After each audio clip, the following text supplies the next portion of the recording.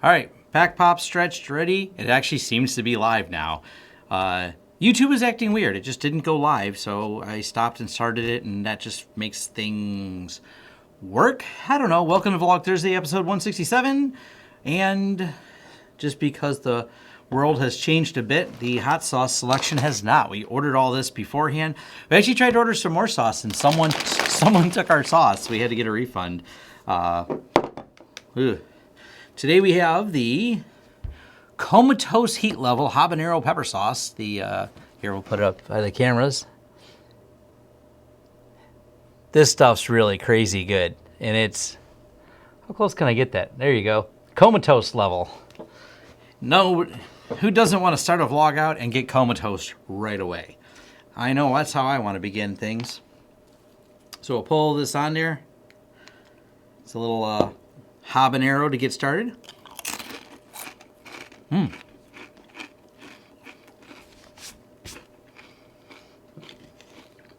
That's good. That's hot. That's a, ooh. Yes. I don't want to crunch in our chips, so I'm just going to drink some. That's a lot. Ooh.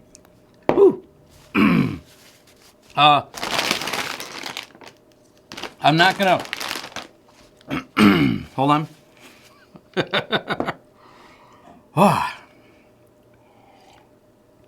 If I sweat a little, don't worry, I'm not running a fever. For those of you later in the vlog, you can just make that assumption, though.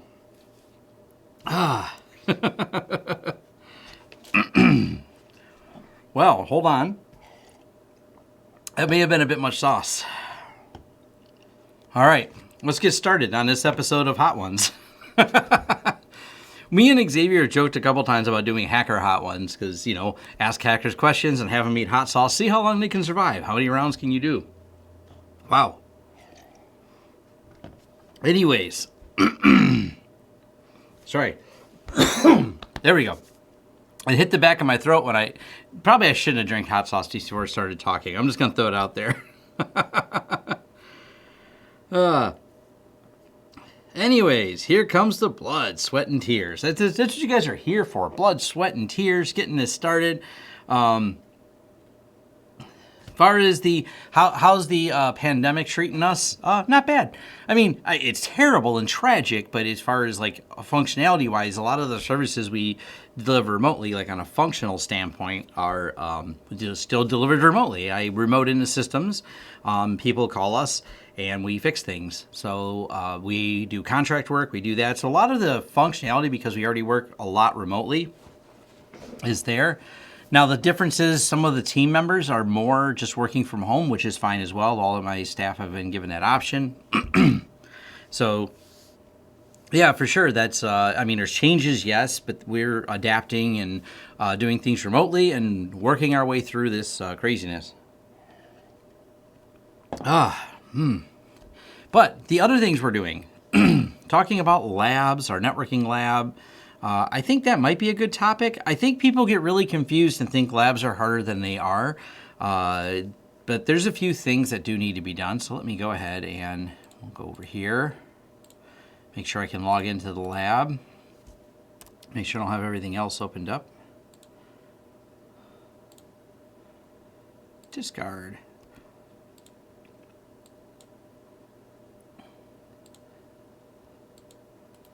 Pin that tab there. There we go.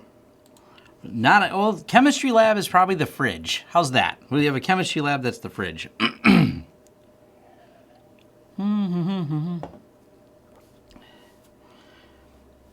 you expect to hit a slump after MSPs and businesses are up and running again? I suspect businesses won't have the cash when they need to get back on their feet for IT. I don't know. That is a big question. Some companies will, some companies won't. It's going to be all up in the air, and it's going to be, you know, it varies greatly. We have clients across every industry. So because we have clients across so many industries, we already know, we've talked to the ones that are in industries like the hospitality industries or restaurant industries, which are really, really hard hit. they are applying for loans. They're wondering about their own survival. So yeah, probably they're not going to pay their bills. That's kind of like we've talked to them. We're aware. We're not pressuring them because what's the point? They don't have money. They don't have revenue. They don't have a business right now. So those ones are where they are. And maybe I'll do a separate video where I update about what's going on here. But for the most part, like those customers, they're set idle. Some of our other customers are set idle. Other customers are perfectly fine because they're in essential mode, and that's what they do is they have to keep producing the parts they do or shipping the things they ship. Trucking companies and things like that. And that's a split. Some trucking companies are really busy because they're hauling a lot of toilet paper. Other trucking companies are not busy because they're hauling commodity goods that are going to stores that are closed. So there's going to be this, it's just a big, wide variety. It's too early to tell, and that's actually the challenge. Even with all these paperwork people are filling out, they want to know what your losses are for March. Well, for a B2B like us, that's hard to tell. For a restaurant, it's easy. We were closed. We had $0 coming in. We used to have this many dollars come in, and now this dollars come in. Nothing. And event venues, they're closed. Theaters, they're closed. So they have an easier time describing their revenue losses because they're absolutely immediate.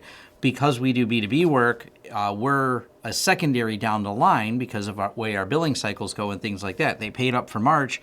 Will they pay up at the beginning of April? That's where it's more the beginning of April here. The next couple of weeks is more telling than the last few. Because it just depends on when the bill went out, honestly. So,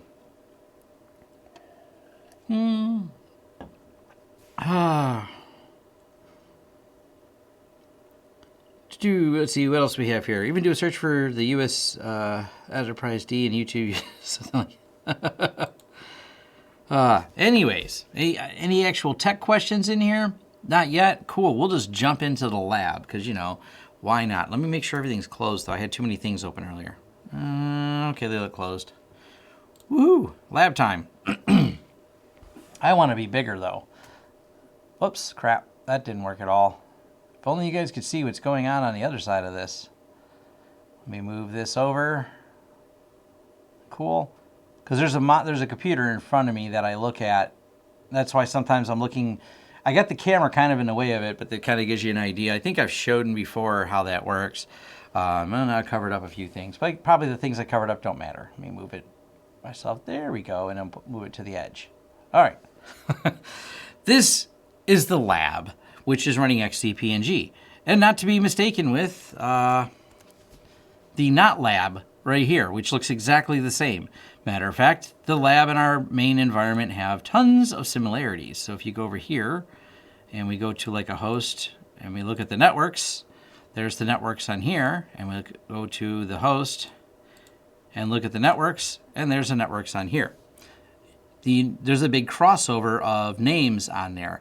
This one does have our specific networks that are for things that we don't ever want in the lab. So we keep a clear distinction. They're physically, not VLANs, but physically separate network adapters, which when I, a long time ago, did a review. I still have a lot of people that comment, they think it's dumb that I put my servers on a physically separate network. I'm like, people don't realize, one, VLANs share bandwidth with the other things that are on here. And also VLANs are not necessarily the end all for security, because there's ways, because you're doing software-defined networking, that you could just redefine sections of the network or do a trunk port that's capturing all of them, and you'd have all the packets and you can split them out into the respective VLANs. So that's one of the reasons we have it set up like that.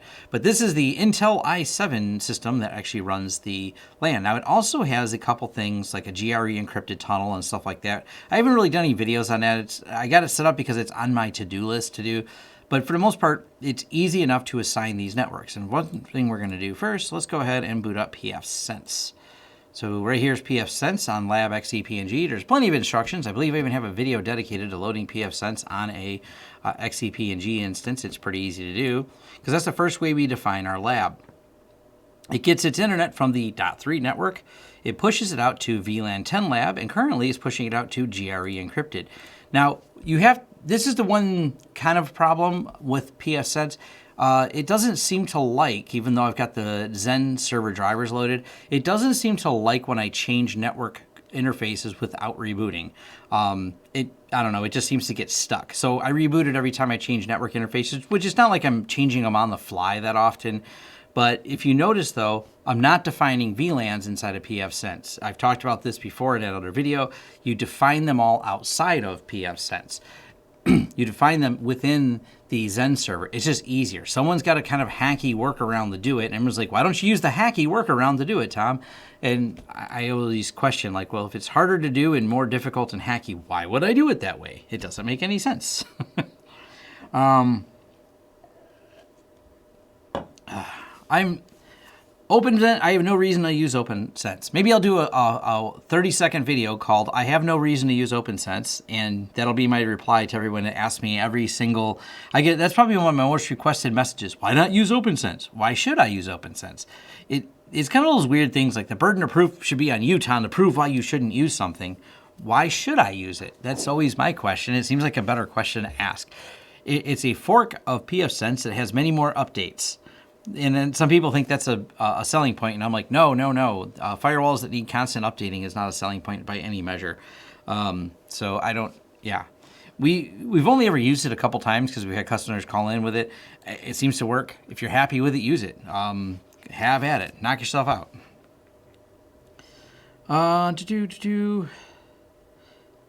Willie did a comparison for those wondering. So Oliver Hoop, thank you for the 14. ZAR, I don't know what a ZAR is. What is ZAR currency? ZAR currency. South African Rand. Cool. I didn't know that. That's interesting. So thank you, though, for the donation. It's much appreciated. Yeah, I need to do an overall things I don't have a use case for. I'll make a list. It's a long list. Is 3CX a good VoIP service? 3CX isn't a VoIP service. 3CX is a phone company. They may offer VoIP service, but they themselves are not exactly a VoIP service, but they probably do offer it as a service. Yeah, I've never had a vlog. In 166 vlogs, at least 150 of them, someone has asked about OpenSense. PF Blocker update. Yeah, there's a new version. I didn't do anything about it, so ZARs.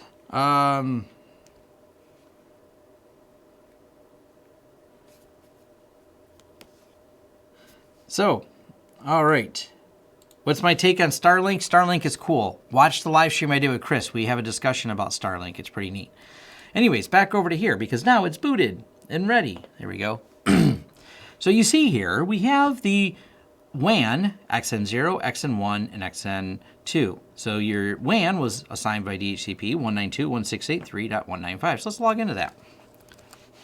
195.95. There we go. Nope, don't save. Is this thing up to date? Actually, we should probably update it. There could be updates. Yep, this needs an update.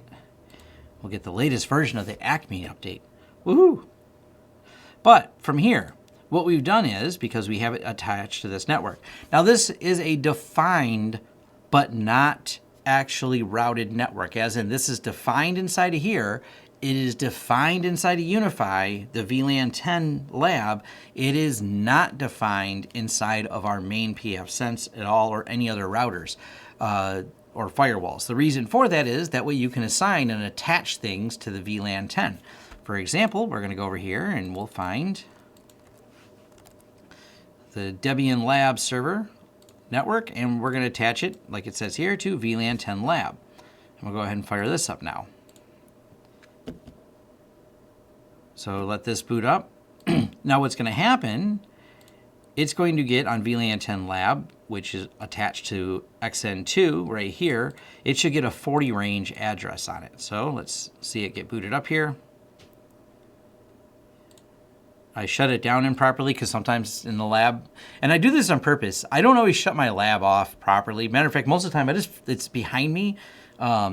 This boxes that you see over here, and you can maybe kind of hear them, that's the lab system. I frequently just unplug it and power it off. I do that because I want it to break sometimes, and it hasn't. but I want to make sure, because I like just randomly turning it off, because now I'm simulating something you normally don't see, which is random shutoffs. But sometimes those things happen from catastrophic failures, and how does it handle recovering from it? So far, quite well. I shut all this off yesterday when I left and didn't realize. I realized I left everything on. I disconnected the storage while it was all live. Because if you remember those of you that follow my channel and follow all my videos, hey, look, here's that memory post right here from 2 days ago, which actually we should play with that real quick. So let's go here and let's log in. And busting out my windows here, typing IP config. Anyways, 192.168.40.119 here. So just like I predicted, because I knew, because I set this up properly, it's going to go over here. But what if we could attach it to that other one, that GRE one that's over on the 10 network? Well, that's actually pretty easy to do. So there's that network, and then we go over here. This does have no problem switching the network around, so we'll go here and we'll switch it to the GRE network. Where'd that go?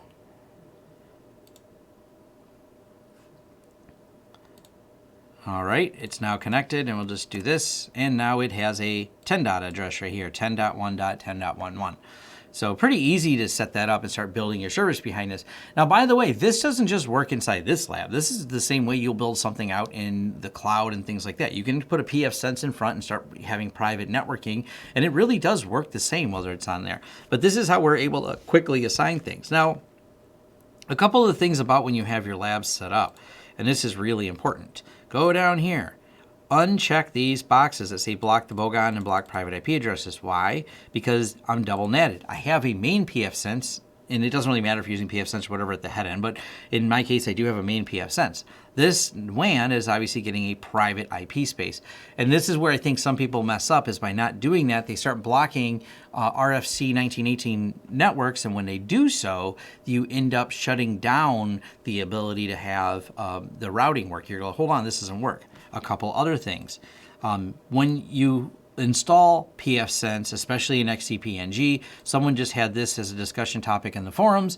They didn't follow the instructions. This is the easiest way to say it. Follow all the steps. There are certain things that you want to make sure you have configured in here exactly as they are in that documentation.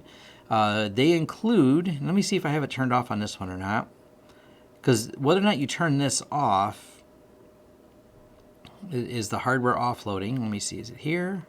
I forget where that is now. Networking. Hardware checksum offloading. Hardware large receive offloading. This is what my settings are to make this work. And I'm going to probably do an updated video on this topic, but there's certain, I know I have this set up exactly as the instructions on GitHub from XCP-ng on how to deploy Pfsense have it set up. That's one of the important parts of this, that you follow, like, not part of the instructions until you think it's working, that you follow it all the way until it's working. And then it makes all the difference right there.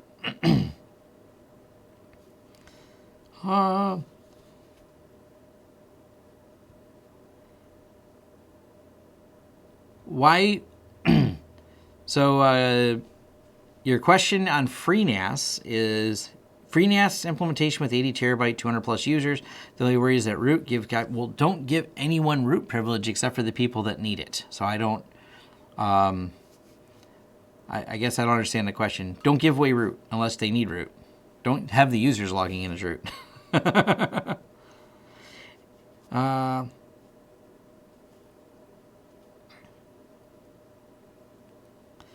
I really dislike, so Billy says, can Pfsense have a unified view of the firewall because you feel spoiled by that? I feel confused by that. To me, when I look at the rules not separated by interface, I don't get it. Like, to me, that's harder. I've worked on Palo Altos and some of the other ones, and yes, they just dump all the rules in one long list.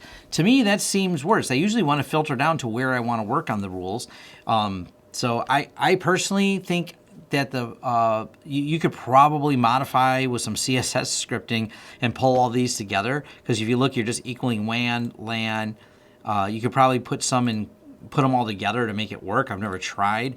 There's probably some scripting you can do, but to me, this is more this is a better way to do it. I don't know. From a design standpoint, I am much rather have Pfsense look like that than trying to dump it all into one pile of rules like they do with the other ones. So that's the thing. 1 gig in Pfsense or 10 gig in Pfsense. You can use 10 gig in Pfsense if you want.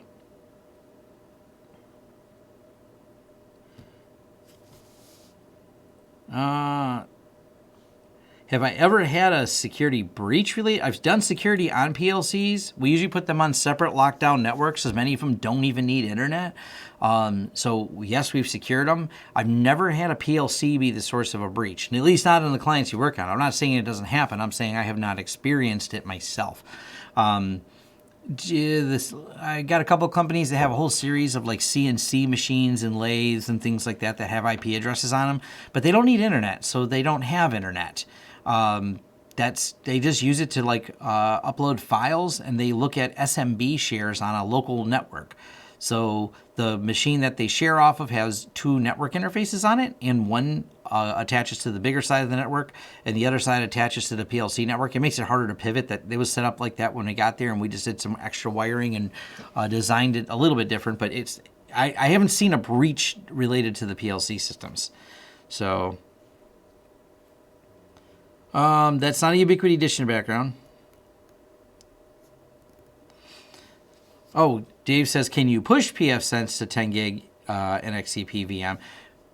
Now, yes, you can, but in order to do it, you have to have a system capable of supporting it. So Pfsense should be able to do it. I don't know. I've not really spent a lot of time testing what its upper limits are, but because you're all doing everything software defined, you end up with some weird software defined problems that may occur with it for that fast of routing.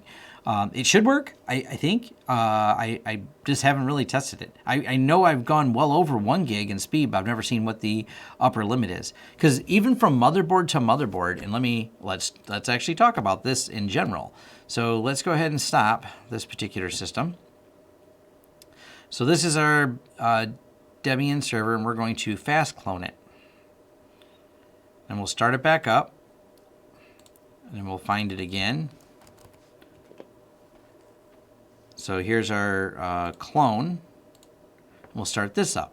Now, both are going to be attached to this GRE network, which is encrypted. And I think it shouldn't matter, but hey, why not? We can actually test both here and answer someone's question at the same time. So let's go to the first one. And we'll go in root. And this one's 10.111, and we'll do iperf3-s for server. So we're going to go back over here to the other one.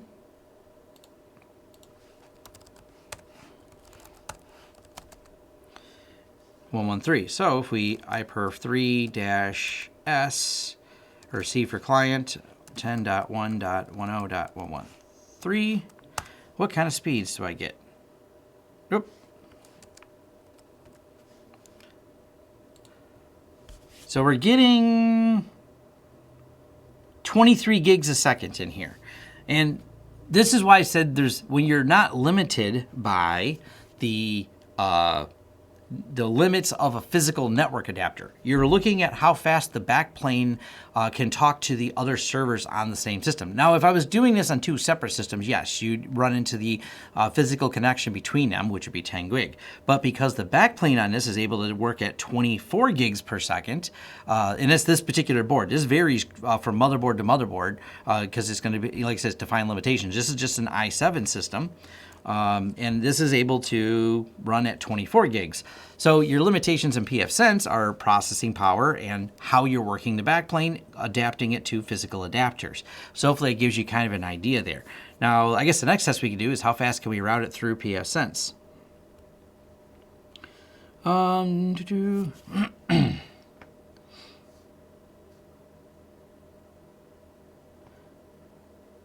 Is it safe to run virtual Pfsense? I prefer not to.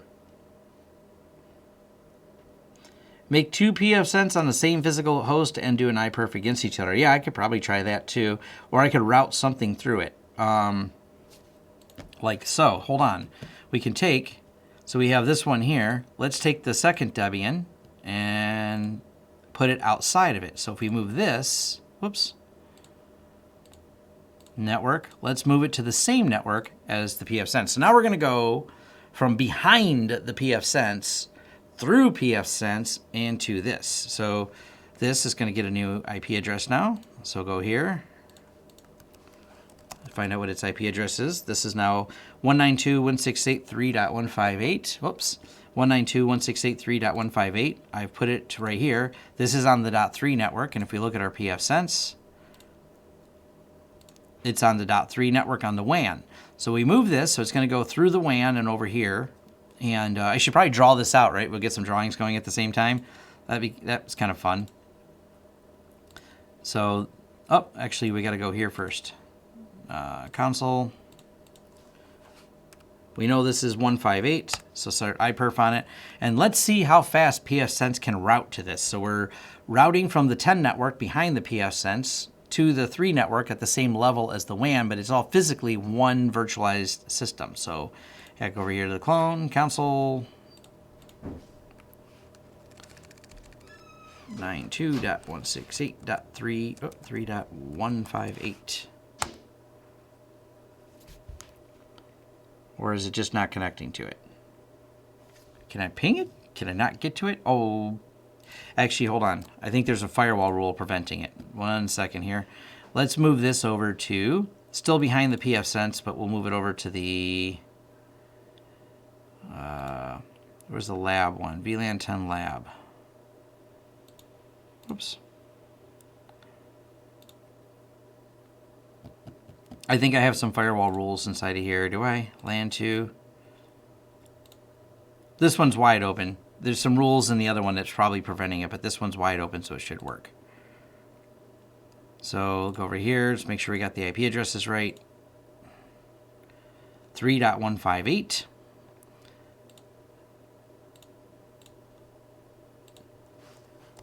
And it should have a 40 address. Ping 192.168.3.15. Can I ping it? Yes. iperf 3 client 192.168.3.158. Huh. It's not accepting it. I wonder why. What am I doing wrong here? I can ping it.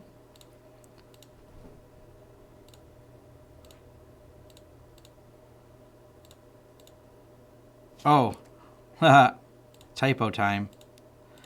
I should probably read the comments. Someone's probably already recognized my typo. Oh, no, I don't see a typo. I'm even more confused. Let's see.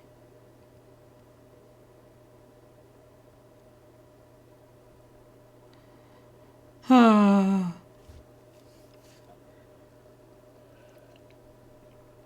planning on getting a Netgate XG7100 in the future. It'll be rack mounted. Cool. Yeah, I mean, you can run it virtualized. I prefer not to, except for special circumstances. For the most part, not a big deal on... I don't really run it, but I wonder why I can't get to this. This is a strange problem. So, it's not working. Retries 11, but I can ping it. How's the ping time? Ping times are great. That's strange. So this is pinging that. Do I have the IP address wrong?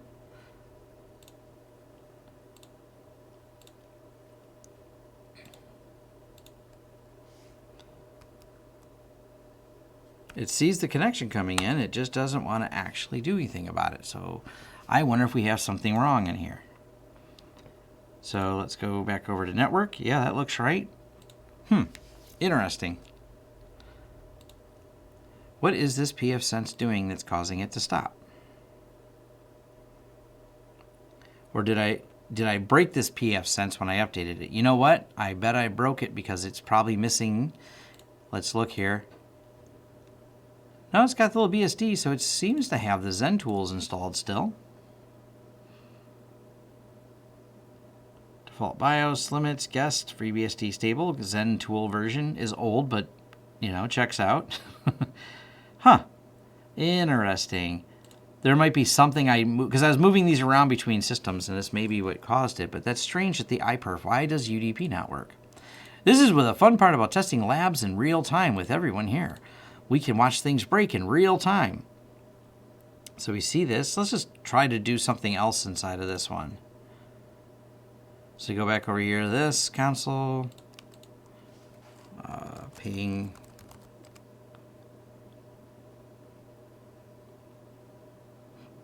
No packet loss.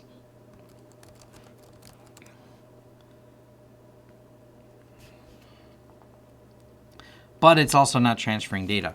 All right, so let's sort that out. I think I know what's wrong now. This is probably because it was unchecked. And that's why I looked over here, and I bet this is where the problem is. It's under here. Disable hardware, checksum offload, save. And for good measure, we're going to go ahead and reboot the Pfsense, because I bet that fixes it, is that one right there. Yeah, trying to perform them. No, we're just going to reboot. So I think that needs to be disabled. We'll have to check on that. I'll follow up some comments while that reboots.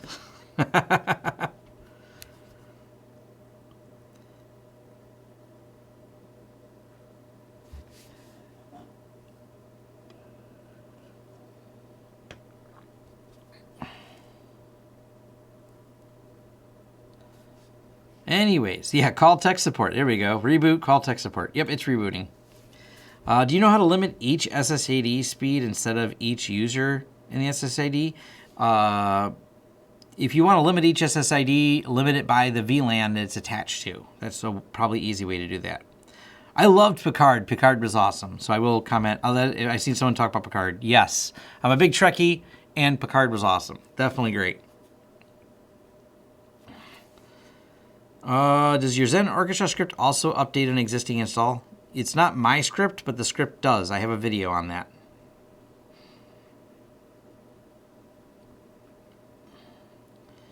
You should be able to have a limiter per VLAN.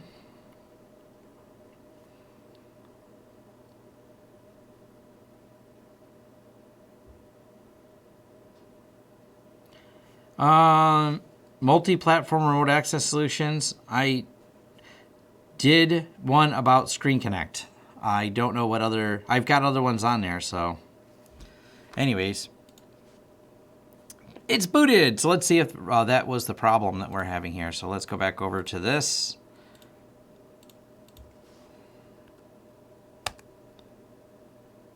Hey, look!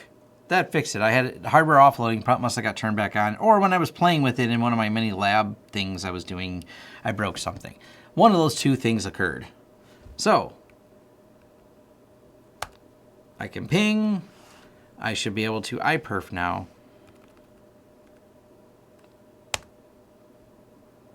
There we go. So, for reasons unknown and probably limitations of this i7 system, we are able to get a 3.49 gigabits out of this. So, it's not quite 10 gig. I don't know why, but that's the limitation of this particular system. It doesn't seem to be pinning the CPU. So exactly where the limitations are, I don't know. Let's actually do this. Forget how you can change the interval server. Interval, which one was it that changes the interval to longer? Port. Format interval seconds. File, affinity, bind, verbose. I thought there was an option to tell it to just keep going forever. Let's look in here. Daemon. UDP, bitrate, pacing. Oh, time. So it's just T. So we'll do a dash T 2,000 seconds. Let's just keep it peaked here. So here we are, just plugging away at it. So now I'm going to go over here to the Pfsense system.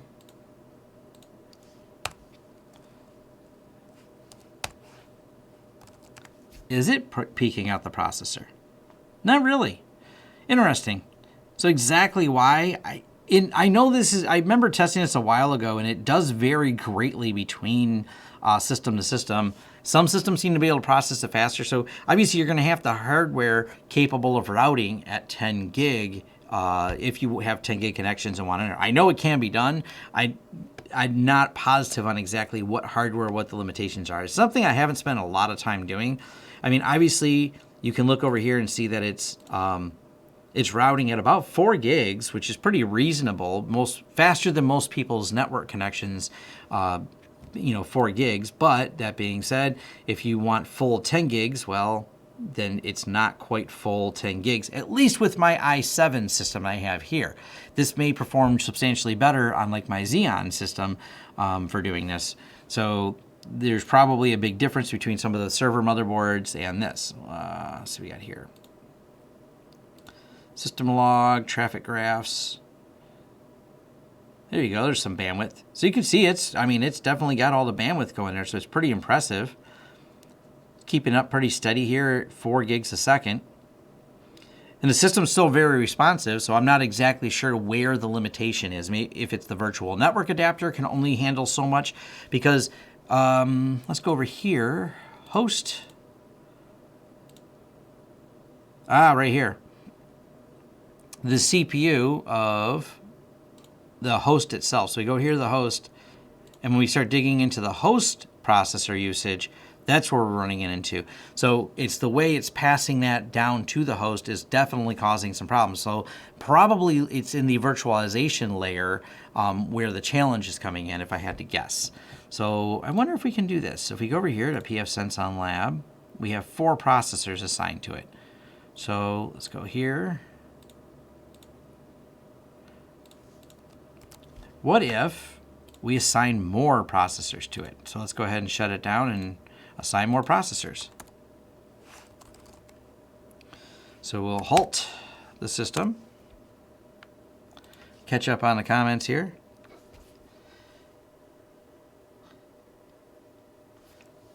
If you change the encryption when you update Pfsense and the OpenVPN, you're going to have to redeploy. This is, someone said SRIOV limitations. No, it's probably not SRIV because this is not using SRIOV. That's how you get around some of those limitations, is having a network card that does support. And a motherboard, it's a whole, everything has to be supported. If you have a board, a network controller, and a board that supports SRIOV, you're virtualizing a segment of it. So you're taking a network card and slicing out a segment, kind of like a PCI pass-through into the device. That should work perfectly fine. So that's, yeah, jumbo frames might be an issue.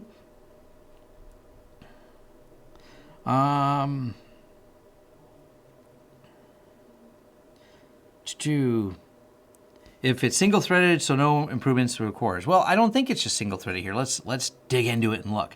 I love that we can just define. We're going to go ahead and give it 8 cores now. How many cores? I forgot how many cores the system has. Let's make sure that's possible.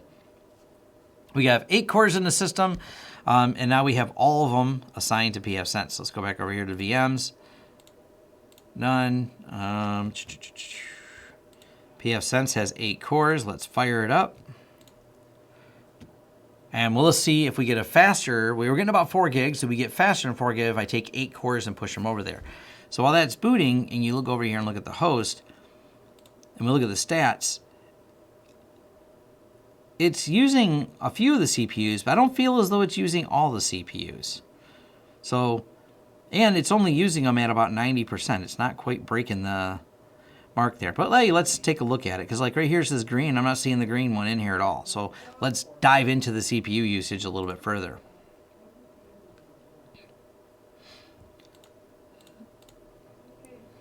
And this is booting up.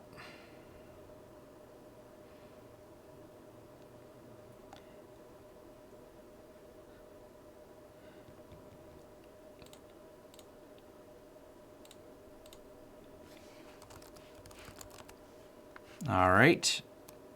Whoops. Go back over to here. Just a little up arrow action. Nope, same limitation. I think we're just reaching the limits of what this system can do for the virtualized network adapter. And I'm not thinking that it's terrible. I mean, 4 gigs a second on a consumer. This is completely a consumer built system. This is a consumer i7 processor in here. Matter of fact, what processor is it? Let's take a look here. See, this is going to be the what's the network that this is on? 3.158. 158. And I don't remember exactly what processor it is, but it's easy enough to find out. So this is only running, I mean, this is a fast processor. This is an Intel Core i7 at 4.2 gigahertz. But that being said, maybe there's some limitations within the Intel and the Intel motherboard that it's based on for actually getting any bit more speed out of there. So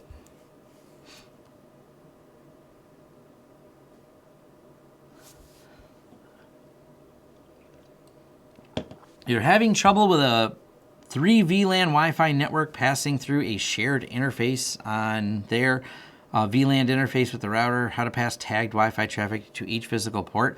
That sounds like a terrible way to do it by a switch. There's ways to do it that way where you can merge ports together to make them like a switch port, but I did a video on it to talk about how to do transparent firewalls that way, but it's always, even, you'll find a bunch of forum posts on this exact topic of why you shouldn't merge all the ports together and all the challenges. Like Pfsense can act as a building and bridge something together as a switch, but it's not the ideal way to do it.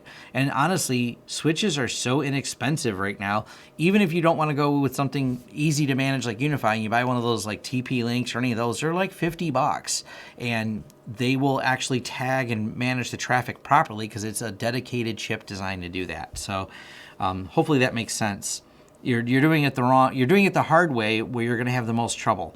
I could probably do some long, convoluted video on how to do it, but it's one of those, I would never want to do that in production there. Now, transparent firewalls, yes, you want to do that. No, you don't want to merge ports together inside of there. Pfsense versus the Vios, you're talking about two different animals. Pfsense is a pretty sweet product because it has such a nice interface that gives you lots of flexibility. Vios, hey, very powerful, don't get me wrong, it's a great product, but Vios is 100% command line driven, so I haven't really taken the time to learn it. I've met a few people that use it.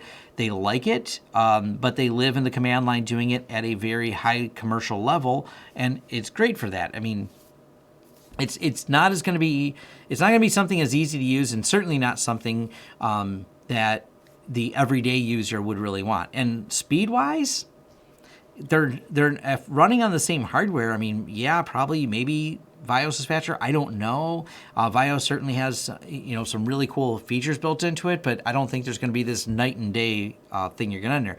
Now you talk about Tensor, the other product from Pfsense, Netgate. That's a different animal.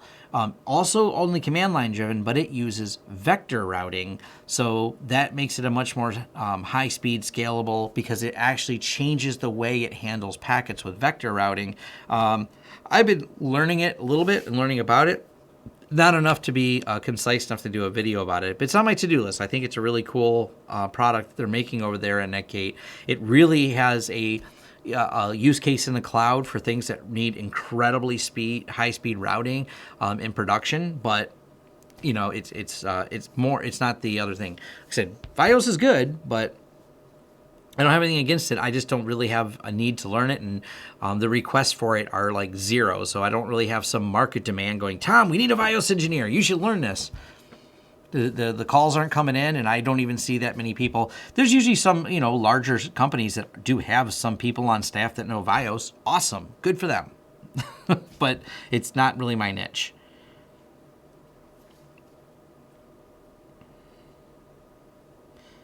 Yeah, Pfsense has such a nice certificate manager and everything else, so that's a whole nother thing. Once you start looking at this, I mean, I have another project I'm doing for someone tomorrow, building out their network lab kind of production for them, because they're in another engineering firm, and we're setting up HA proxy for them. So that's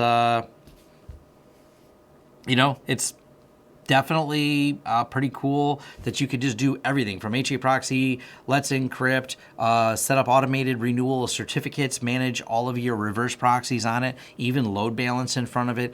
Those are all great features to have all built in versus if you do something like BIOS, you start piecing things together. It's a great routing tool, but now you have to start doing everything else, and it may not be as effective. What do I think about the UDM Pro? I have my thoughts. I've got a video on all of my thoughts on the UDM Pro. And someone else asking again about Pfsense and OpenSense. Nope, I'm not answering that question anymore. You have to rewatch the beginning of this video. I don't use OpenSense is the short answer. Yeah, just do the video. Willie did a video. Just watch Willie's video. Am I something I'm currently learning that I'm excited about? Why, yes, there is. There's something I just did a video about that I'm kind of excited about. Wow, this thing's still going. Look at this. What am I learning about that I'm excited about? Do you know, this was kind of fun to play with. And let me pull it up first. GP. I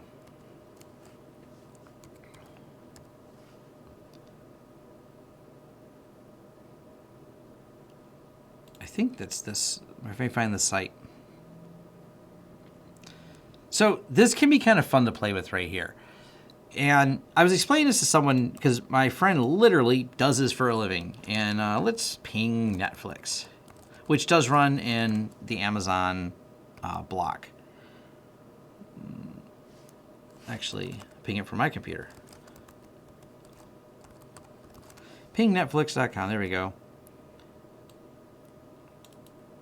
Copy. Say yes. Come on. This browser's not as fast. Well, there we go. I will do this IP address. So I should get a message in a second here. Yes. Do I want to continue? Yes. Do we want to make this full screen? Of course. Yes. Because what fun would this be if it wasn't full screen? It's hard to see. It's hard to see even when it's full screen, trust me.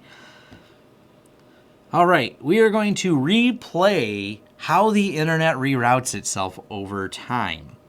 And my friend literally does this for a living. And what you're looking at here from a timeline, I'm actually moving myself up a little bit, is you can jump around and watch where the internet starts rerouting. And it's just kind of cool to watch all this and see when there's a bunch of changes. And what these are is Border Gateway Protocol is the method by which they figure out which route. And all these little nodes are part of the nodes attached to the internet, all the different networks. And then you have to decide what is the best way to get from one section of the internet to another section of the internet. And with the pandemic, that has changed greatly because people are moving where they log in from. More people are logging in from home. So with more people logging in from home, you're watching the internet reroute right here in real time. So this is just stat.ripe.net, and this is their BGP replay tool. It's a lot of fun to watch this, and you can even narrow it down. There's a whole bunch of logging that goes on with BGP where you can see these different paths and look at it. And it's kind of neat because my friend does this dynamically for a company. He manages a lot of different businesses and watches their B2B networks and makes sure that the BGP routes are correct, mitigates DDoS attacks is one of his primary things. But he has to determine whether or not it's an attack or did everyone just log in from a VPN. So as much as there's automated systems for this to help monitor and give you insight into them, there's also a human element that has to go on there. So something I'm excited about has been diving in and learning more about this, even though I don't do it because I have friends that do. It's fun to hang out and talk with them about this particular topic because it's just internet, how the internet works and how the internet reroutes and how things break. And all I'm doing right here is I just took specifically Netflix, and this is, you're watching Netflix get rebuilt. That's what these are right here, and you're about to probably see a lot of changes. Because I see some of these over here, so you're seeing some bigger nodes move around. And this is, moving all the data so we can get to where it needs to go in this particular block over here. So that's at least one thing that I'm kind of excited about that I've been keeping an eye on.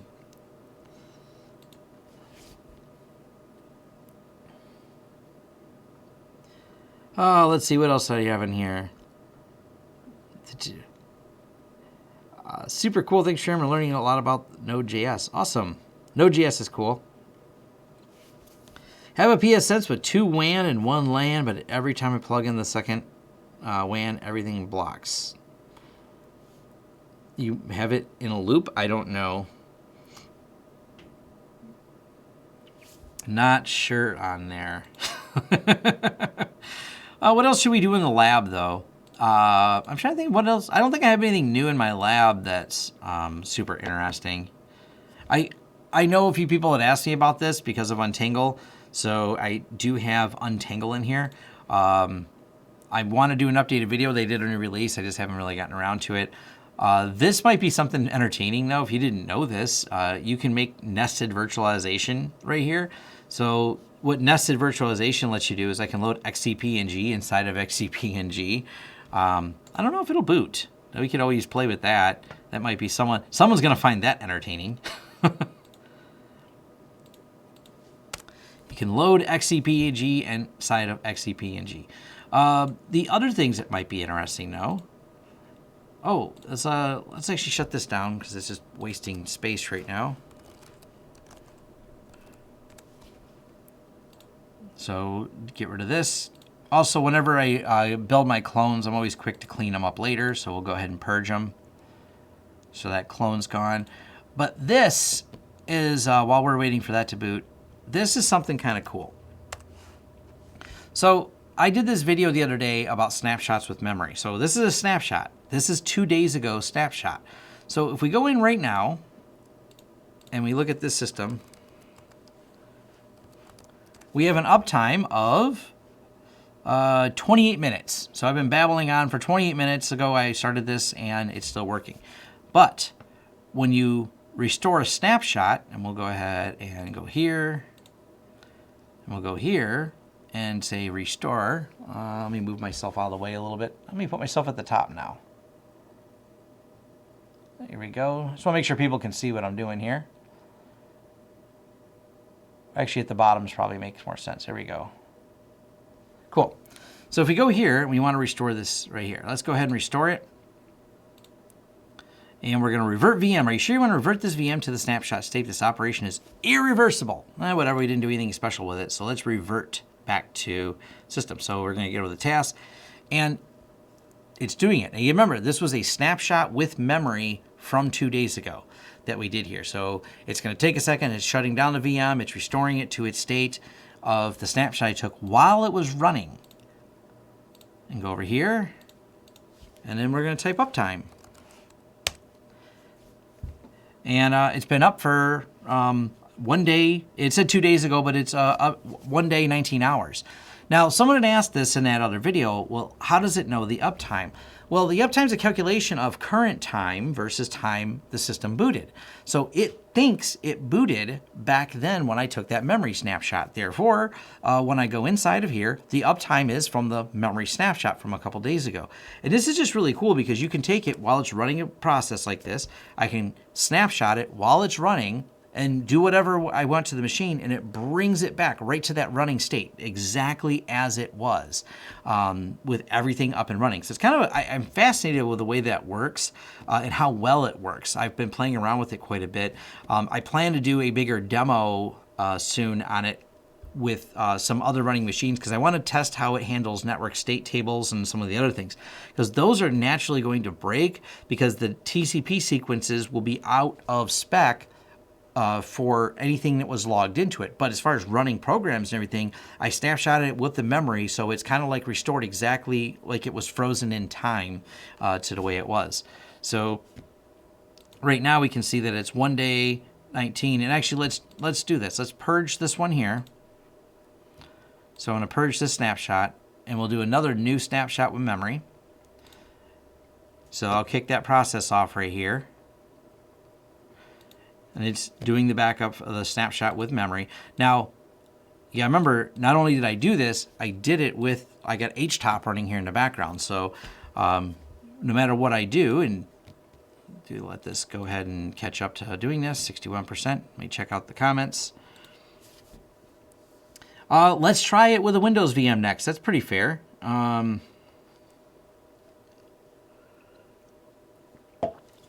Pfsense isn't just getting support for WireGuard. Pfsense is the people sponsoring the WireGuard project in the BSD kernel, FYI. So not just support, they're getting fully, they're writing the code. How's this that? I don't think you can get much better than that. Anyway, so here we have this running. And let's, do the usual, my favorite way to destroy something, rf star. Oh no, we just deleted everything. This machine's now super broken. Look at all the stuff we deleted. Oops, how do we restore? Because if I try to let's just shut it down, right? Nope. Shut down? Nope, we broke it. So super broken VM here. Snapshot with memory. Let's go ahead and revert VM to this snapshot right here. Nope, don't snapshot it before. And we'll come over here while we wait. We're going to kick off the restore process. VM successfully reverted. It's synchronizing the memory right now. It's thinking. There it is. And look. HTOP running exactly like we left it. That fast. Just boop, memory and everything. But I heard someone say, hey, why not do this with Windows? I agree. That seems like a pretty neat way to do it. So let me shut down this. Actually, I don't need... I think I got enough memory to run. Yeah, I got enough memory to run this and Windows. So let's fire up Windows here.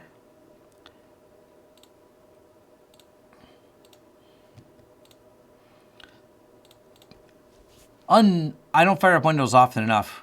Who wants to bet it wants to update something? So we'll start this Windows 10 lab box we have here, and we'll do the same thing. We'll do a snapshot with memory for the Windows 10 lab. I'm curious. This is my first Windows test with it. That's what I was going to do. I was actually do it on a production machine because it's faster, and for this type of demo, it might be kind of fun. But I'll do that one next after that boots, because Windows. I got to wait for it to boot up.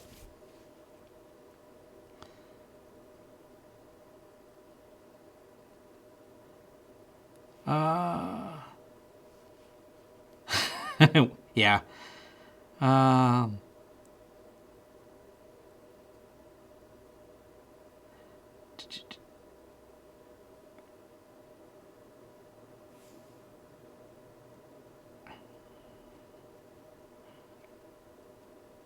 I have a teardown for the fanless 24 per... Do you have Google? If you search for any of my UniFi, whatever one you're looking for, if I've reviewed it, you'll find it on my channel. Your Pfsense still has 8 cores. Yeah, that's okay. You can over-provision cores in XCP&G. It's okay. It's smart enough to figure out how to balance all the cores. It brings balance to the force. Oh, look, Windows, please wait. Yes, please wait because we have something stupid we have to do. Oh, good. It's logging in. That makes me happy. Thought I was going to have to restore it. When was the last time it was backed up? Oh, good. It was backed up a couple days ago. So worst case is we had a backup from a couple days ago we could restore from. Just a normal, not a memory backup. So once this is done starting, I'll do it. And I guess I could do a snapshot while it's still booting, but then it just brings me back to the sad state of booting. And I'd rather wait till it's done booting. And as fast as the system is, Windows is just doing something all the time. I don't know what it's doing. Oh, good. It stopped doing it. Windows is like, hold on, let me boot. It takes 37% processors on a 4-core system with 8 gigs of RAM to boot because Windows. Yes, I like dogging on Windows. It's entertaining. So let's open up Chrome. Let's have something running. Something that uses a lot of memory, like Chrome. Let's open up a web page. Windows is probably still thrashing the hard drive in the background. Oh, look, hard drive thrashing. So, I can't think of, we'll go to my website. No, my website's too animated. I guess just being on Google is fine. It doesn't really matter. The concept is, can we snapshot it with memory, do something different, and then restore it? So snapshot, whoop, crap, wrong button. I'll get rid of that one. Remove this. Snapshot with memory. And how does Windows handle this? First, it takes longer because it's got a lot more memory. I only think I have 2 gigs or 1 gig assigned to the other one. This is on here. My demo I'm going to do, because of my lack of patience, is going to be on my faster production server. So just because I have a Windows Server 2016 on there. And I think a really relevant question people are going to ask is, well, how does a snapshot with memory work for something like Server 2016 and or 2019? I'm sorry. So I'll be doing that for my demo video. While that's thinking. And by the way, it gets stuck, I notice, at 6 and then jumps to the end. It doesn't, yeah, see how it's 661 and then jumps to the end. Now it's creating and verifying the checkpoint.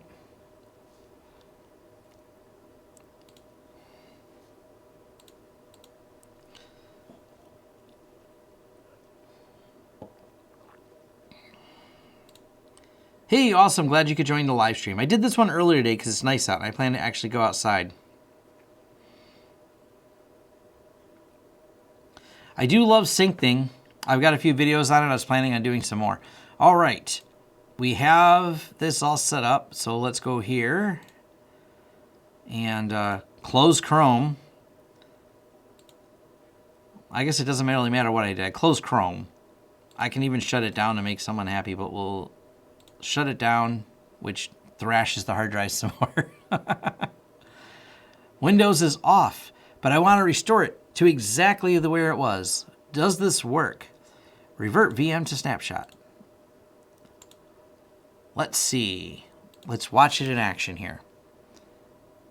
So VM, now they probably should fix that because it did successfully revert the VM, but it didn't resync the memory. Maybe it should wait to give you that message after. I don't know.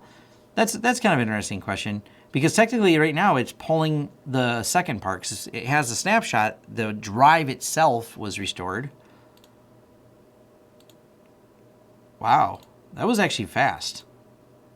Wow, yeah, no, it's working. Chrome was loaded. That's faster than booting it. I don't need to shut them down anymore. So this is actually really interesting from a restore standpoint because when you go here to the backups, and let's go ahead and edit this backup service. One of the things I can do now when I do the backups, I go to advanced and I can say with memory. Now it'll actually do the backup with memory as well. So now I can do not just backups, backup of it running. And when I hit restore, it doesn't have to boot back up. This is also interesting because this can be done for failover type situations where you can synchronize them that way. That is actually kind of interesting. I wonder, hold on, can we do continuous replication? Can do it too. See, this is why I got to play with it anymore. So continuous replication means I can replicate it to another server with its memory, and then your dwell time is even less. So this changes things, man. That's pretty cool. So the memory part, like I said, it's just really that's really fast. And like I said, this is just a consumer grade i7. When I do my testing on my production systems, I guarantee this is going to happen a lot faster. So that's pretty cool.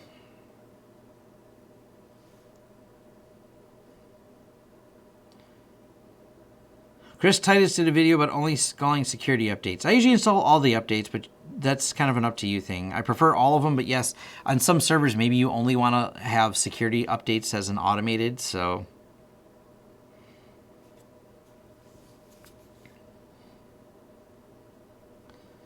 Yeah, Windows is just, I don't know. It's kind of a disaster that we have to live with is the best way I can describe Windows. It's like a joke. We know it's just like a steaming pile of garbage on a hot summer day, but what are you going to do? So, whatever. But as far as cores and things like that goes, I know someone brought it up. As you can tell, even this having 4 cores, which we can shut this down and reboot it again, it'll give it more cores. There's no problems balancing it. So if you go over to your host and look at this one host that has it on here and look at the stats, it's still not, even though Windows is doing its thing, we can see the memory usage jump up quite a bit as we loaded more VMs. There's our data transfer we were doing, but it balances out all the cores perfectly fine for things like that. So you can assign an matter of fact, if we fire up our, like this one again, we're over provisioning cores again. So we have 4 cores to this. So if we go to Where's the page? What page is that one? Is the VMs, host, template, storages, dashboard here. You can see the VMs, how many OS users, alarms. Does it tell you? Yeah, 28 vCPUs out of 8 CPUs. CPU total, CPUs used. So you can over provision on them. It'll just balance everything between them. It's definitely a cool feat. I mean, really any mature hypervisor product does that. So I know this is not an XCP and G exclusive at all. This is something that modern hypervisors can do, is over provision resources to get things done. But having that built into the backup is going to be interesting, because one of the other challenges is the backups I do, they have, if you backed it up with memory, they would be backed up in a booted state. And we have some of our more critical infrastructure, we have a boot password to unencrypt the drive. Therefore, if you were to take a snapshot with memory and then export it, you could actually have a running VM with the unencrypted drive. I think that's kind of interesting from a standpoint of security, because now I have to make sure that if I did it that way, that I have the ability to keep those very, very secure. Because now if you grab that VM, if the VM had the backup and the encryption key all loaded into memory, I'm still not that worried about it, because I'm not going to do the memory snapshots with those. They don't need it. But it's something I thought about when I'm like, oh, I could turn this on for everything. And I'm like, well, maybe I shouldn't turn it on for everything, because then it could create a problem.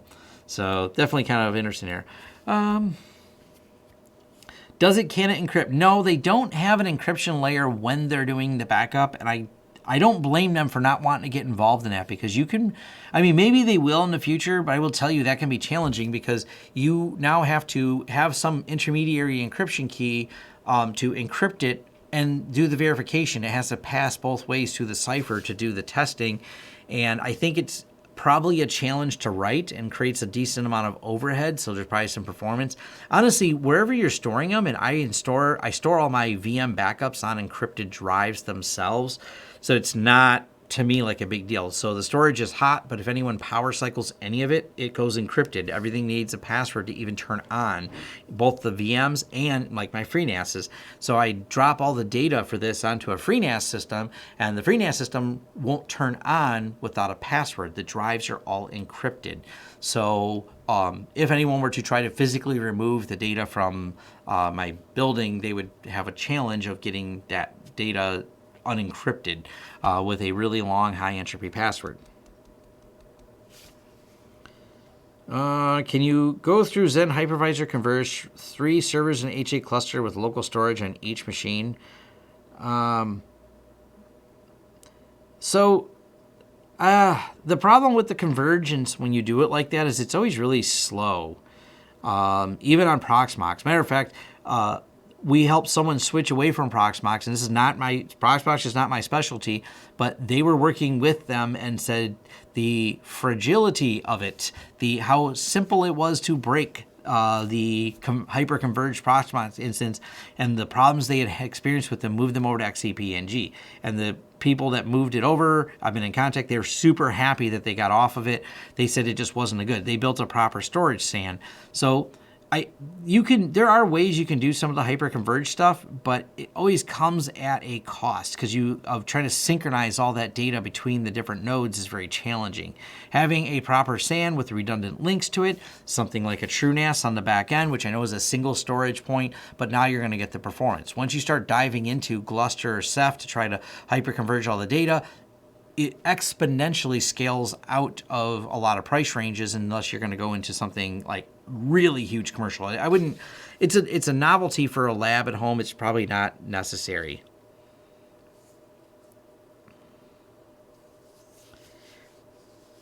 Can you limit WAN traffic on a VLAN? That doesn't make sense. I'm not sure I understand the question.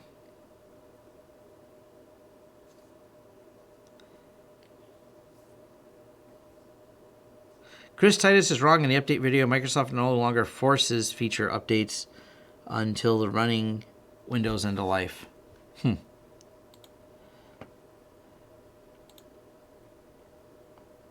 I mean, yeah, like someone said, you can limit any traffic. So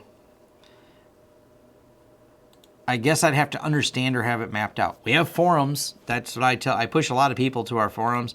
I'll remind people of this because this happens all the time. I don't know how else to deal with it. People don't realize just how much email I get. I had someone who's angry at me once again because we charge for replying to emails, and I'm like, yes, we do. That's why we have forums. If you're looking for free things, I have free forums, and I'm in here quite a bit, as I'll show you if you go to the admin. You can get an idea of just how many thousands of hits, like 3,000 hits a day. And if you dig around, look at my user, and go here, latest, you'll see me, actually there's a lot of people that reply to things in here. And we'll look at LTS Tom. Les posted 2 hours ago. Does it tell me just how, does it give me all the stats? Hold on, let me look because I can't remember what shows what.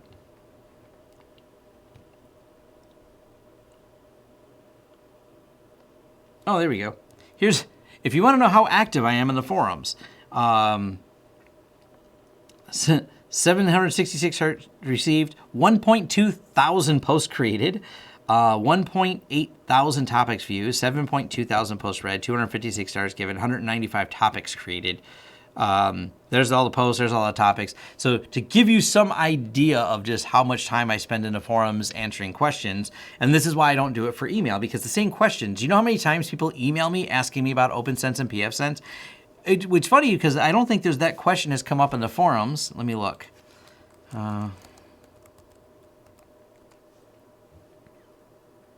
Nope, oddly that has not been a question asked in the forums. But it's funny because the number of people that just send me the same questions is ridiculous. I only read maybe the first line of the question or the subject, and I hit reply with forum. That's all I do is reply. I'm working on writing an autoresponder. If you're not in my contact list, you just get a generic auto response of this email box is full. Check out the forums. But someone already got mad because they didn't like the fact that it's check out the forums or buy support time. But I just had 7 questions that you didn't answer.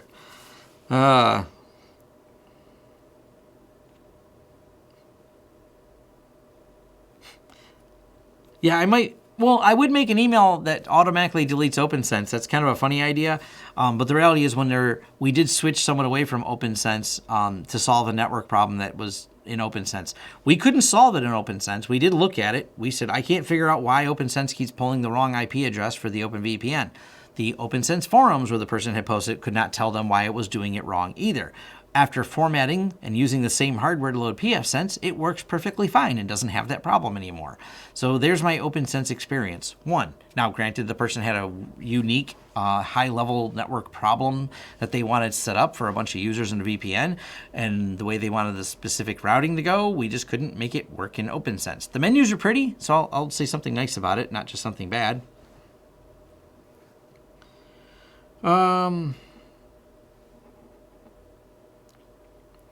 Yes, you can split up routes between, you can use outbound NAT to split up routes. So when things come in, they redirect back out. So that's something that can be done in Pfsense. It gets complicated really quick. It's something that can be done, but it can be tricky to do. It's probably an easy way to talk about that and refer to it. What else did I want to talk about? What are the other things here? Because I'm getting ready towards the end of all this here. I mean, I like talking to all y'all, but I do have a few more things to do. That's why I did this a little bit earlier today. So,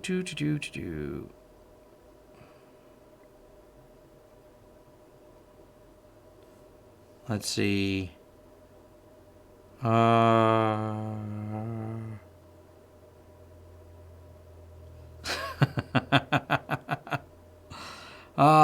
Yes. I'm looking at all the silliness that gets sent to me.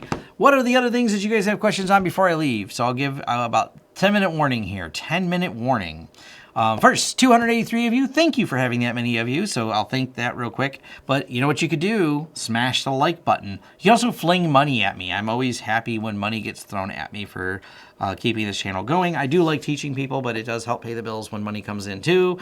I won't lie. I don't mind. Hey, 53. I like watching those numbers roll up. So everyone keep smashing the like button. Figure out where it is on the phone if you're watching me live there. So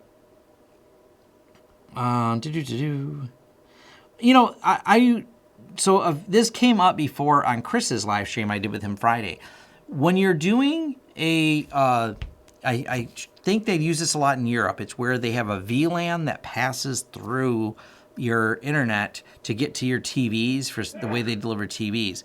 The way I would recommend doing that, and I said this on Chris's channel, maybe I should do it. I don't have any way to demo it because I don't have anyone with this configuration. Maybe I could build it in my lab. But to me, the ideal way to do it would be to bring in, not directly to your Pfsense, but put intermediary before that, a small, inexpensive, find something, a little 5-port router or 5-port switch that supports VLANs. Now, what this would allow you to do is bring in the network from your provider, trunk off the VLAN and send it over to your TVs where you want it, and then bring your internet to your Pfsense. There's ways to get it routed through Pfsense when everyone seems to have problems with it. I've never really tried to put this in production. It seems to work in concept, but it seems to be something people have a lot of trouble with.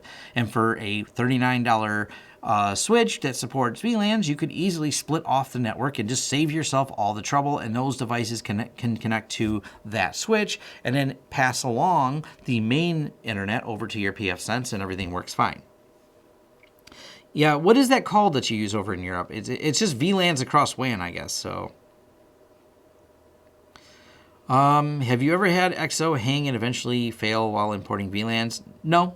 I mean, if there's hardware problems, yes. When there's not hardware problems, no, it works. When are you planning on the next episode of How They Get Hacked? I don't know. Xavier has been quite preoccupied lately. He's quite busy. So I haven't really had a chance to figure out when he wants to do it next. Any idea why Pfsense made my internet connection disconnect every 5 minutes? You configured something wrong. We need to have logs to figure out why. Or you have a bad network card, or you created a loop in the network. There are a lot of reasons. The first thing you want to do is start checking log files, always. Look at the log files, figure out where the disconnects are, figure out what is dropping on there, and where those connections are breaking. That's an important aspect of it. So what else we have here? I have a 300-foot run nanobeam. Do I get shielded direct burial, or should I run tough cable and conduit? Cable and conduit is always going to be that much stronger because the conduit's going to protect it. Even if that conduit is just some cheap PVC pipe or something that you can seal real easy to keep the water out. I mean, direct burial is made for, like its namesake is, direct burial. But if you're looking for something better, then yes, you can bury it inside of like a conduit or even PVC pipe or anything else that you can get in through easily when you do it. So it's kind of an up to you thing, what you think is better. Conduit is going to offer it more protection because you're creating an entire insulative layer around it. If not, though, if you're looking and you're more budget conscious, we've run plenty of direct burial. Sometimes we had a couple projects we did where there's not very long, like we have a company that owns both buildings and there's like 10 feet between them. Drop a direct burial cable in and away you go. You don't have to dig up much, and as long as it's below where things will hit it. But from the other standpoint is, if anyone shoves a shovel, they'll fill the conduit, they'll go right through the wire. So think about whether or not it's somewhere someone may stick a shovel in. Any log miners similar to Splunk? I like Zabbix, but Splunk is fine if you want to use it. Some people seem to really like it. I'm a Zabbix fan.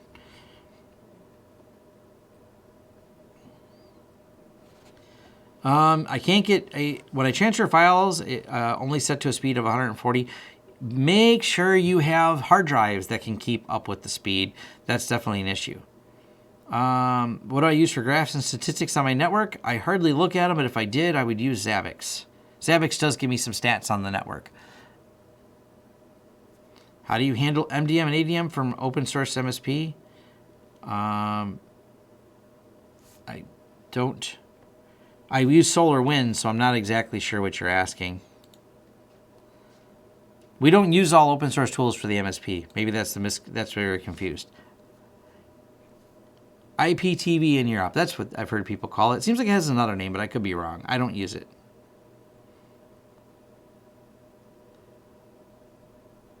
You're using a Dell USB gigabit as my LAN connection? That sounds problematic, if I had to guess. I mean, I don't know how good, but USB network interfaces are probably not the most efficient and best interfaces. I'll throw that out there.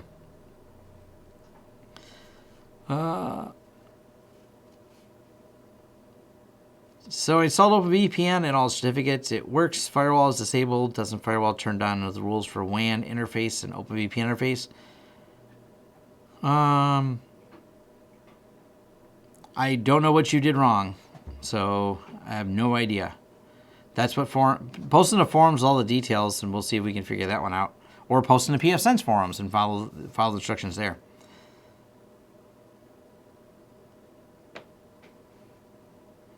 I've never done GPU pass-through in a FreeNAS. I have no idea. I don't know if that works. Maybe. I don't know. Never used it. Never had an interest in using it. I don't have an interest in doing a video about it because it's not something I use. SSL and a certificate in a Nextcloud jail. No, and the reason why I don't feel like doing that video, the problem is if you install Nextcloud in a jail with the plugin, the updates will probably break the extras that you do, like updating an SSL certificate. The ideal way to probably do that and avoid... Hold on, let me turn the phone off. Oh, good, someone got it. I didn't know that phone was in here. Anyways, the more ideal way to do it would probably use HA proxy. That way, when you update anything on the jail side, it doesn't break the extra customizations you did to the jail. So I'll probably do a video on that.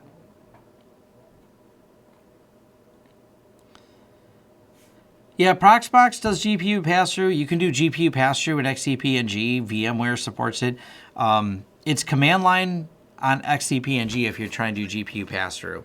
I have no idea on FreeNAS. Like I said, there's people, if you just Google GPU pass-through on any of the hypervisors, you'll find usually some instruction to do it. But I don't know if you'll find it on FreeNAS. So...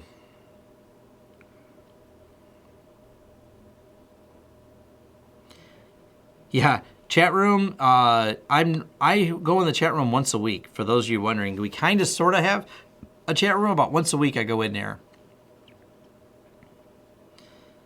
I'm running Nextcloud HTTP. I hope you don't have Nextcloud publicly exposed as HTTP. That would be bad. How do I back up my laptops? I don't. Why would I back them up? I can just reload Linux whenever I want. I use Zabbix for logging and everything. Zabbix is my go-to for that. It's just easy to do. And you Google how to use Zabbix as a syslog server. You just turn on syslog. It's and feed the data wherever you want it. But in terms of, I don't think at all about backing up my laptop. It's not even a consideration. I use SyncThing to sync the data that I care about on a laptop, and that's it. There's not anything to back up. A SyncThing in real time, matter of fact, we can go to here and make sure this doesn't show anything.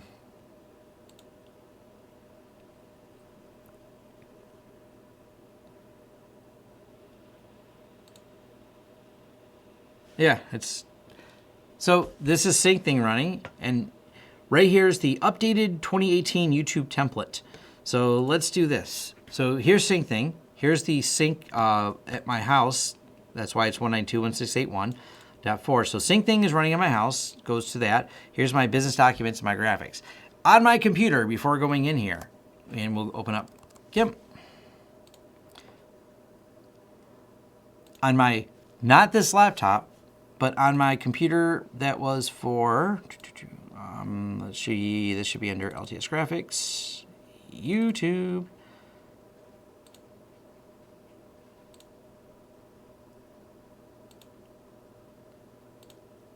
I edited this graphic on my desktop. As long as SyncThing's running, it synchronizes those graphics files, and they're very small. in any business documents that I have, any scripts that I run, it just instantly is synchronizing them all the time. So I never think about my backing up my laptop. If my laptop died, I'd go, well, I'd be bothered that it died, but it is always in sync with my desktop, and it's always in sync with my other servers that run sync things. So it actually propagates across more than one and keeps revisions of those files. So I never back it up. The same thing on my desktop. I don't back that up either. There's not a need to. If the desktop takes a complete tragic death, I have videos on how to restore things in both Pop! OS and Debian, and how to create a file with all your not installed programs. You just create a file that has all the installed packages, like the list. You create this package list, it dumps it to a list. I load Pop! OS, I restore package list, I load sync thing, it puts all the things back that I want, and then I'm done. It's a pretty basic process. And doing full image backups is going to be tedious and big to do versus sync thing. It's all real time and being done because, well, it's very small files being changed. So that's my solution to not imaging my systems.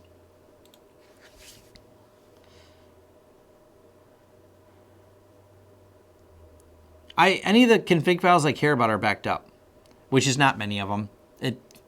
It's not like there's much to them.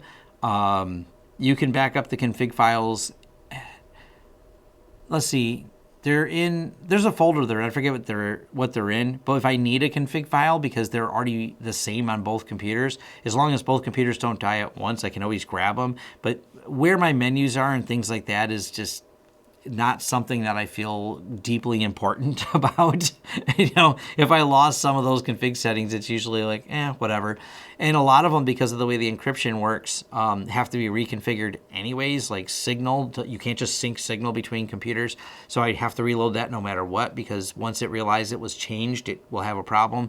Keybase, same thing. I use that for communications. Same problem occurs. So, yeah, that's...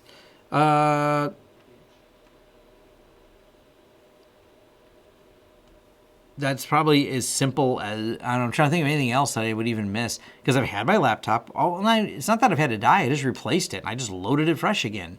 I'm trying to think of how hard that was. I think it was like a half-hour journey from start to finish, maybe even 45 minutes to load everything. Not a big deal.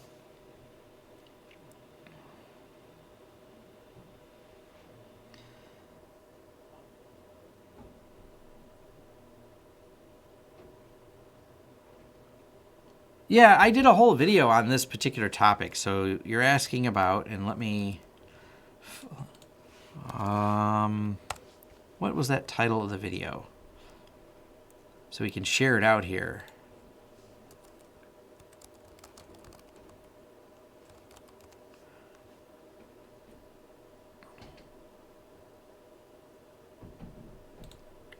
This tool. apt clone. It's actually apt package management, backup and reinstall packages with apt clone. And this software is really slick for doing this. Apt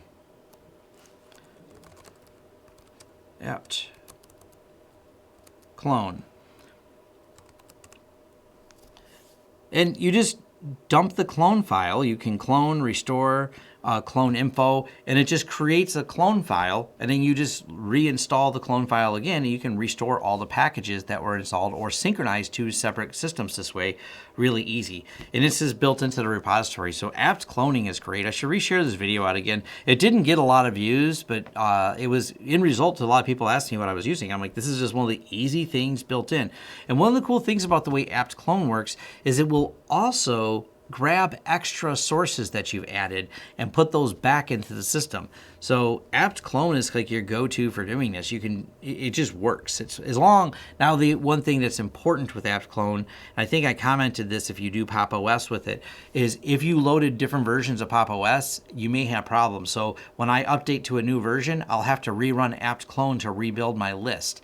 And if you try to run it on different versions, you'll end up with problems because you'll end up with all these mismatches. So do run it and then restore it on the same, but I always keep both my systems at the same version of Pop! OS. And this works for not just Pop! OS. It should work. I didn't test it. It should work fine in Ubuntu. I know it works perfectly fine in Debian. It works great in Debian for synchronizing packages. So it's a pretty easy tool to use. Just apt clone, create the file, there. So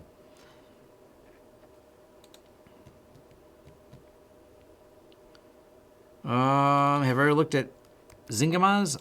Nope, I don't think so.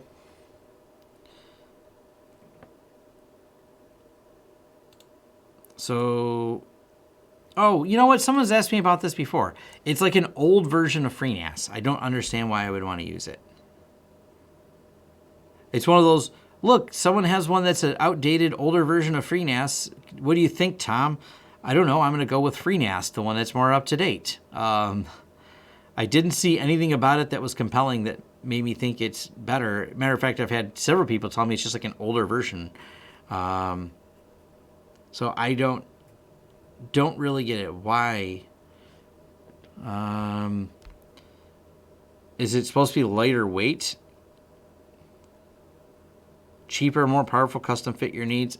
Once again, it's, I guess, if you have no money at all and you're trying to build something the cheapest possible, they have it in there, but I don't have a use case for that. When you look at how, I mean, granted, I'm living in the U.S. and things like that, so I say that a $400, $500 build for a FreeNAS server is not outlandish, and you can find some used ones on eBay for that kind of price range that actually have a lot of storage for some used enterprise stuff. I think that's reasonable. But someone who's going, no, I live somewhere where that is 2 years of pay. Okay, I get it, and there's probably something more to use, but it's outside of my real use cases.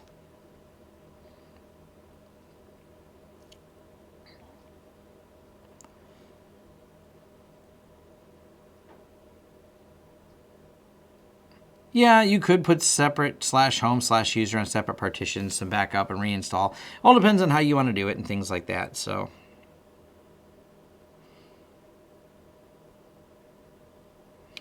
does the YouTube video monetarily make it worth it? It pays okay. I've got a video on how much money I make on YouTube, and it's really not. It's not even in comparison to what I actually make running a business and being a tech. So it brings in business, which is good. That helps justify it. It's partly fun, but it's really hard to justify. I would probably say it's more fun and I like teaching than it actually is money, because if I were actually just to work this many hours at a corporate tech job, I'd still probably come out ahead in money if I just did the corporate tech job thing. I have several friends that make quite a bit on it, so it's definitely interesting. I mean, I'm glad that YouTube pays out. I'm very thankful for the money I get from YouTube, but it's not, it ain't going to pay all my bills, that's for sure. It does help when people donate some money to it and things like that, and of course the contracts we land out of it are probably where the bigger stuff is. The Linux Gamer did a video about library versus YouTube. The problem with library is, I mean, I didn't really look into that one, but they all are fleeting. None of them can really stand the test of time compared to YouTube. They always seem to fall apart pretty quickly, so I don't know. It's interesting, but yeah.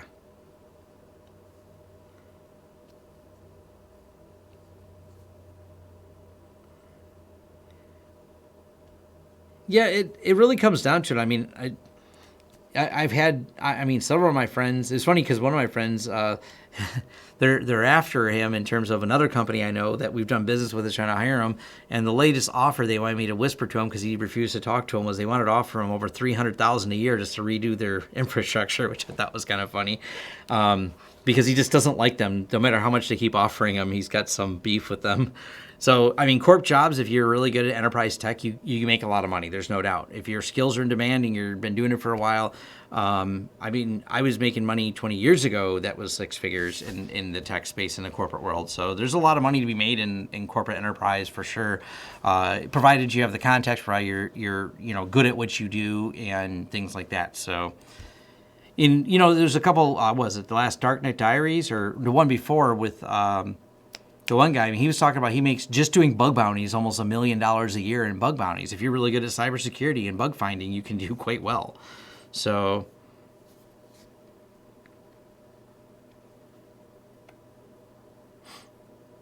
I just like doing this, and I'm not greedy. That's the biggest thing. I just enjoy doing this. Is probably the biggest answer more than anything else. I mean, I need money to pay bills, but it's not my driving force for doing this. I guess that's the short answer. Anyways, it is 3 o'clock. I said I'd go 10 minutes. I went 20 more. Thank you guys for joining me. I am going to wander off and go play with stuff. head over to the forums where, as you can tell, there's 1.2 thousand things that I've replied or posted in there or something like that, whatever those numbers were. I've clearly spent some time in the forums, so that's probably the best place if you want to ask me a question. And when you decide to do silly things like email me,